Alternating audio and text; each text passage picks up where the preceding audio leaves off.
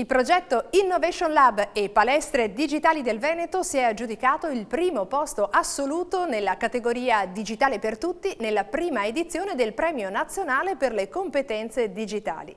Una bella soddisfazione per chi ha creduto in questa idea innovativa che vede il Digital Innovation Hub di Confartigianato Imprese Vicenza accanto alle amministrazioni comunali vicentine e all'agenda digitale della Regione Veneto impegnati in 3 iniziative: Vicenza Innovation Lab, Pallades e Avatar.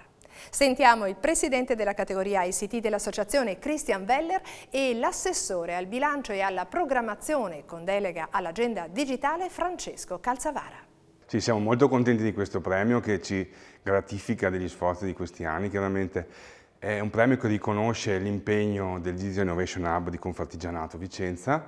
Chiaramente è conosciuto il digital per l'impegno verso le imprese. Ci sono tante imprese che collaborano con noi e anzi invito a bussare alla porta o a mandarci un contatto digitale, una mail, un WhatsApp anche per avere un aiuto o avere un confronto. Però questo premio in effetti ci vede coprotagonisti di un progetto regionale insieme a molte entità e comuni della provincia di Vicenza, più di 20. In questo caso interveniamo a migliorare o a cercare di ridurre quel digital divide che molti soggetti, non solo imprese, quindi anche persone hanno bisogno di colmare attraverso dei progetti che li aiutano a fare anche le cose di tutti i giorni. E questo di riflesso va a vantaggio anche delle nostre imprese perché appunto avremo lavoratori che sono più adatti e adeguati a lavorare con gli strumenti odierni.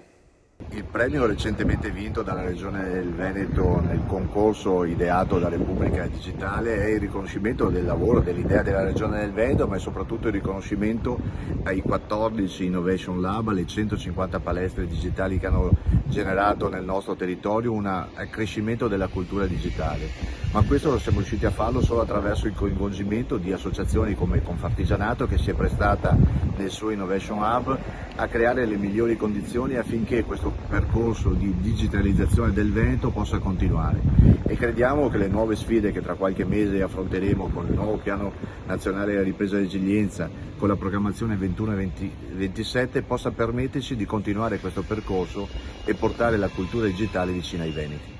Per altri contenuti video cliccate i riquadri qui a fianco e per non perdervi i nuovi contributi iscrivetevi al canale. Grazie per la visione.